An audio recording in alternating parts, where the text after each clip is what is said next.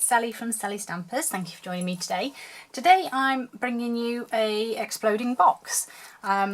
This one is just a cute little one with the Blooms and Bliss DSP, and I sort of gave it away a little bit then, and the Blooms and Wishes stamp set, and it's quite simply an exploding box that houses a walnut whip. My mum loves these, and I bought some the other day and I thought, yeah, that would be really good, be able to make a little box to put those in, and I thought an exploding box would be great. Now obviously when you do yours you can decorate the insides if you like. You can see I did a little bit of wrong scoring there.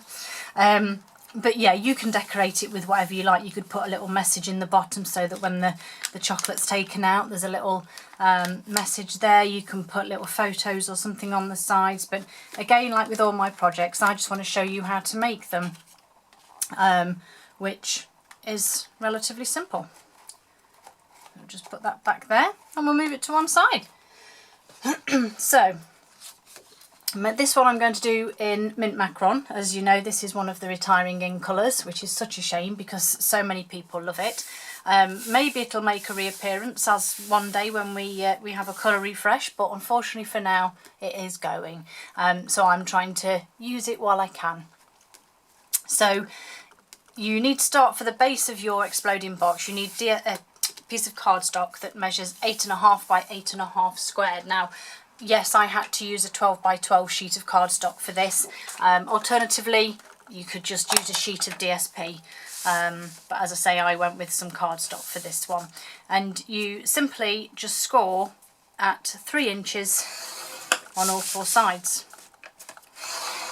That's the one thing I do love about these sorts of boxes, they're very quick and simple to throw together. So I've done my marking. Get a bone folder and just give all of those lines a little fold and a burnish. And then I'm going to grab my big scissors just because of it being a bit quicker and easier. I do apologise, there seems to be glitter everywhere and I don't know why. Not used glitter for ages, but anyway. So you simply cut away as straight and as neat as you can. Now you can use your trimmer to do this if you feel more confident doing it that way, because obviously you want to make sure that these edges are nice and straight, and you're just cutting away all 4 corners, which obviously is what will allow our box to fall apart when we take the lid off.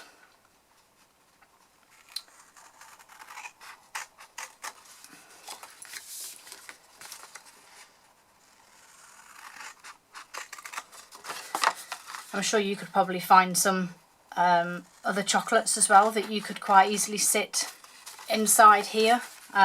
You could even fill it with chocolates so that when you open it up they all just spill everywhere. That would be fun. You could fill it with confetti, anything like that really. I'll pop those to one side, get rid of those. And obviously that's your basic box, and as I say, it is as basic as that because that's how it folds up until you put your lid on. So it's dead simple. So I'm going to fold it back over and I'm going to stick my DSP on. I'm going for the same just because I've used a different base colour, so I just wanted to try the 2 out. So I'm just going to grab my Snell, which I'm fairly certain is going to run out. And the DSP squares here that I'm using are 4 of them, and they are 2 1/4 by 2 3/4 of an inch. And I'm just simply putting my snail on the panels. Obviously if you've got a pattern you need to make sure it's going to be going the correct way. Luckily for this one it doesn't make any difference. And obviously this would be the stage as well that you would decorate the inside if you wanted to. Adding those cute little photos or an image or a statement or a little sentiment. And I've got my walnut whip ready, so I'm just going to fold this one up and put this over to the side for a moment because now I need to make my lid. So again, mint macaron, and this lid DSP is 4.5 by 4.5 inches. And again with this one and I'm going to grab just a little shim for there, and this one is scored at 2.5 inch. Sorry, no, that's nonsense. It's not scored at 2.5. I've written that down wrong. It's scored at 1 inch. That's right. I don't know why I put that down. It's scored at 1 inch on all 4 sides. Obviously you have that shim in place there. So again, back in with your foam folder and burnish all of those sides. And then with my paper snips, not cutting yourself this time, I still have a very, very small mark, I don't know if you can see it there, where I tried to slice them last week doing my videos, or just before I did my videos. I had to have that plaster on. Ridiculous. They're so sharp and you just don't realise. Or I should realise, really, because that's the whole point of them, isn't it? So as you can see, so I'm just cutting the 4 corners into tabs and then just cutting wedges out as well, just to aid with that fitting when you come to adhere them. So again, before I adhere, I want to stick my panels on. So I want one for the top, and the lid one is 2.25 by 2.25 inches. Oops. So I'm just going to pop that one on, and then I have 4 of these ones to go on the edges, and these are 2.25 by 3/4 inch, and they just sit very nicely across the edges there.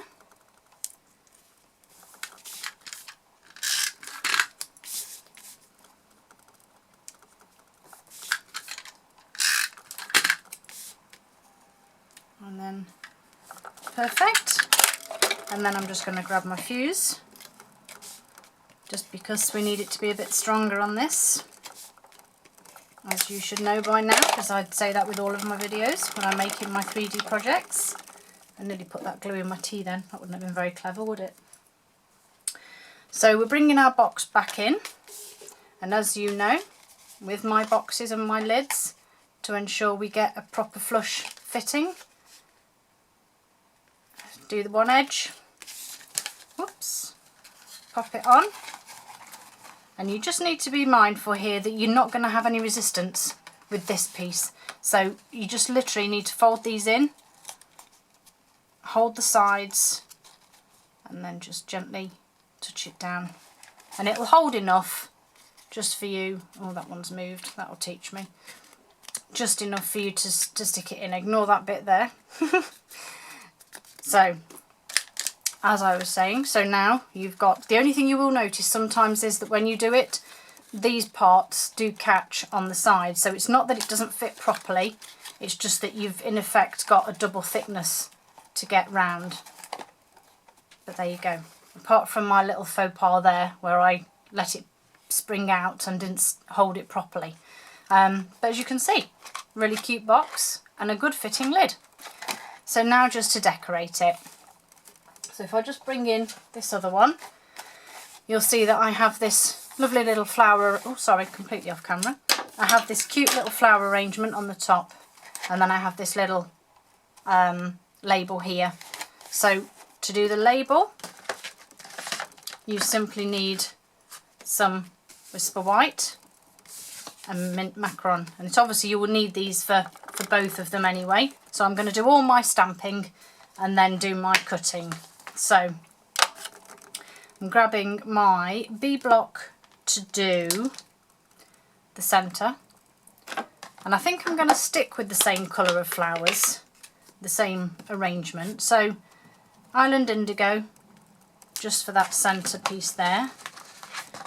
Let me just, I do apologise, just need to do my Stampin' Scrubber there because I do need to reuse my blocks and stuff. So Island Indigo for this flower centre. I'm then going with my D block and my larger flower obviously in mint macaron.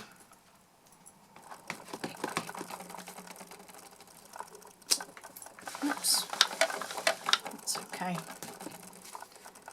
And then, oops, get rid of that. And then I want the, no, that's not going to fit on that one, is it? My C block, I think. Yeah, C block for my sentiment for you, which, yes, I am going to do in this one again, I think. Up here.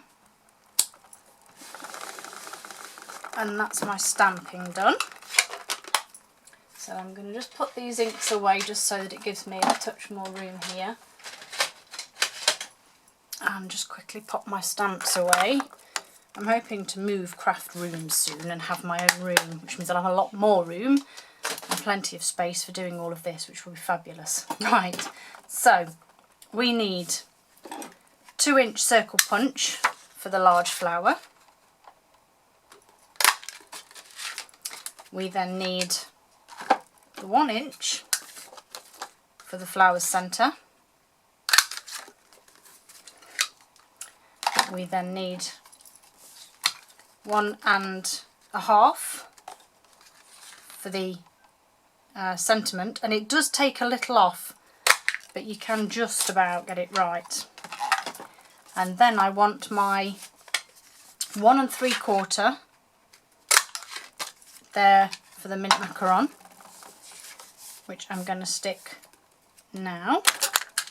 So just add some snail onto the back of there, and then sit it on, oops, on there. And then I've got my 1/8 of an inch handheld punch, just to make that hole in the top. I've then got my very runny out dimensionals. I do have another sheet here, don't worry, that I'm just going to pop one on there and pop it, oops, that's my dog jumping off the chair, pop one there, turn this over and add 3 to this one, just to give it that stability. Oh, picture's just fallen down, honey. Oh dear. It's okay. Good girl. That frightened her. Right, I'm just going to pop these over to one side, because for that largest coloured circle there, I am using my layering circles and my big shot. So just to figure out which circle you want, you can either use your negative here to look and see which size fits best, or like me, before I stuck it down, just hold it over and you'll find that that's the right one for me. So take all that away, I need those, and I just need to bring in my big shot.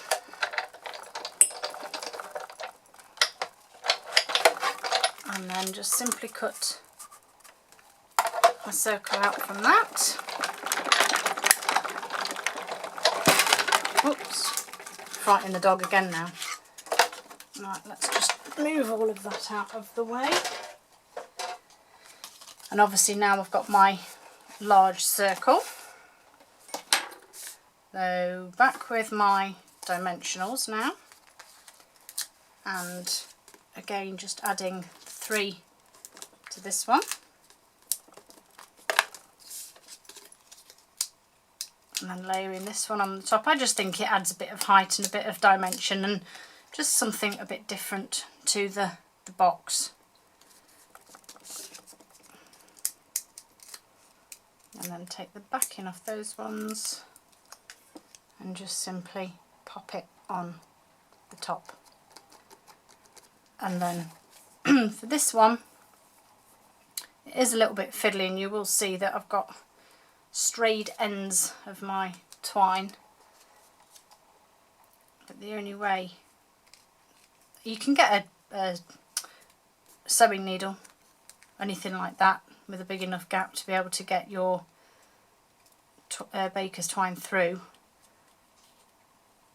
But that's it. So simply do the loop. And I was quite fortunate when I did this one. It was actually a bit of guesswork.